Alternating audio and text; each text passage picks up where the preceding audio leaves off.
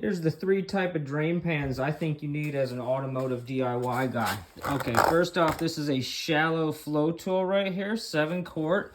And it's what I like about this one is it'll fit under sports cars a lot easier than some. Like this one is, you can see, quite a bit shorter than that. Okay, so that one's very helpful to have for reasons like that. This one's nice to have because it's a lot easier to dispose with the spout. This is a really nice one here. And it fits quite a bit of oil in it. This one here is your coolant style drain pan. And as you can see, it's even bigger than this oil one. And that is because coolant, there's a lot more of it usually in a car than there is oil. So you need a much bigger one. This is also a flow tool, pretty cool, made in the USA. That is a nice thing about them.